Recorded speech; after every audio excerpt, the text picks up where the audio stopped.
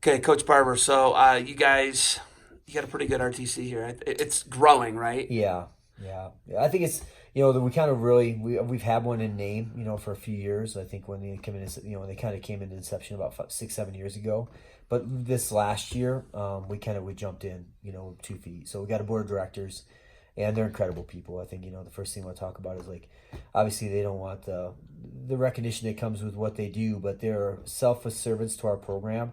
They believe in what we do, and they're just incredible people. And they're business people, they're wrestling people, they're passionate people, and they're service centered people first and foremost. And they're some of them are here, some of them are across the country, but they're incredibly invested in our program and what they do, the support they provide, and the mentorship they provide to me. Like, who's coaching the coach? And I got these great business leaders and great men and these great servant leaders that are now engaged in our program, making a huge difference from the top down. So the board of directors, by far, behind the scenes, but probably the greatest thing that we have going in the RTC. And then just our structure that we can include our prep school, our cadet athletes, and then the OTC, and then the all Air Force teams. So we have four pieces of our RTC again. Our prep school guys, which is a big part for us because there's seven high level athletes that are on our base that we don't train with on a regular basis, but we can now because of RTC. 45 guys on our roster here. The Olympic Training Center, the Accelerated Athlete Program, the AP. So those guys, they're up here quite a bit. We had Aaron Brooks and the tags, and those guys are up here on a regular basis. With that comes their coaching staff of Kevin Jackson, Gary Mayab, a lot of those good coaches. Joe Russell. Those guys are up here running practice in our room. Dwayne Goldman is here in town. He's part of our RTC, another incredible coach to have involved with our guys. And then we have the All Air Force team that we brought here for 6 weeks. So we got 20 airmen athletes from across the Air Force that are out in our Air Force doing incredible things that are great role models for our guys of what it looks like to be, airmen athletes and to compete while being in service to your country. And, if you add up all the numbers, that we come up to about an 80-person roster for our RTC, and it's incredible. And it's not at 80 all the time, but on average we're at 50 to 60 athletes in our RTC at any one time, and incredibly high level athletes too, and great coaches. And then Jaden Cox can just pop into. Yeah, How about that, yeah. right? It's a great relationship. Obviously for us, the benefit of being around Jaden and being affiliated with him and his mindset, and for our guys to see that and see him train and to see how he approaches the sport and life, right? But for them, the Accelerated Athlete Program at the OTC, they only have 7 to 10 athletes. So they have access to our 45. They really need that. Their training partners on our coaching staffs and our training partners in Dustin Kilgore.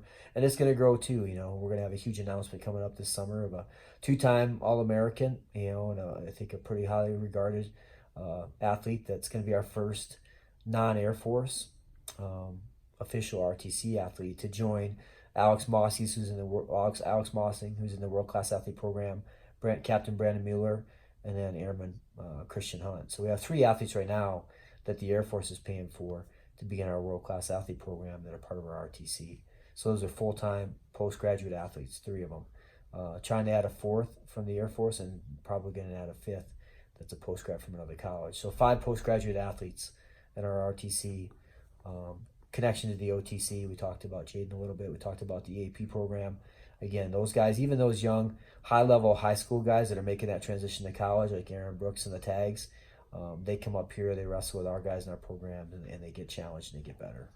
So it's great when you can keep and you get them in the W cap. When you get Mossing and other guys in the W cap, I think that's awesome, right? Yeah. They can actually literally do that for their years of service, right? Because people don't know. For people who don't know about Air Force Academy, it's 4 years of school, and I want to say 5 years of service. 5 to 10 depends on what Yeah. your AFSC is. Yeah. Not most everybody. I shouldn't say most everybody, but a lot of the people, Yep. I'd say over 50%, Yep. go career. Yep. Right.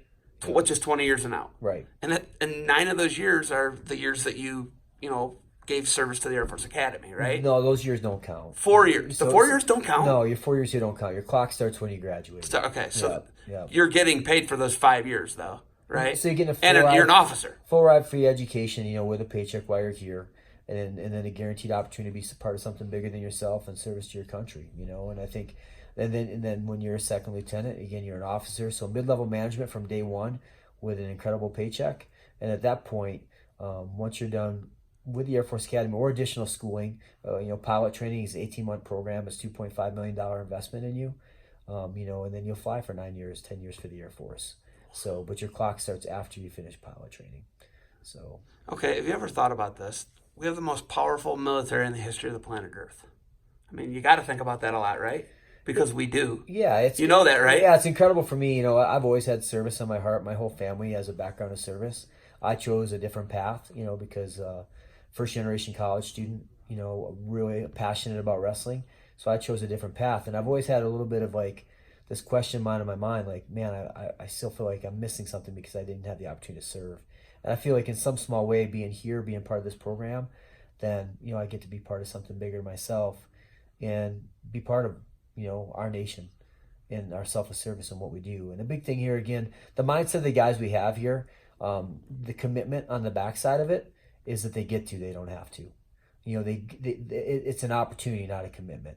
So it's a different mindset, and I think that part of it, like people on this walking down the street, like, well, I don't want to do this 5 years of college and then I have to serve in the Air Force. Our guys don't look at it like that at all. Our guys are like, man, I get this free world-class education. I get to be part of this world-class wrestling platform. And then I get to serve. I get to be part of our, something bigger than myself. I get to do something greater than me. And I get to make a difference in the world today. I mean, how many of us as young men didn't grow up about being the hero of the story, being the guy that made the difference? Like, we want to make a difference. That's how we're wired. And we get to do that here. But our guys, it's not about, there's none of these guys are like, man, now I graduated, now I got to go do this. Like, no, it's like, man, like I am so fired up that I'm graduated now, and now I get to go do what I've been training to do and serve my country and make a difference in the world to the day I graduate. So they don't have to.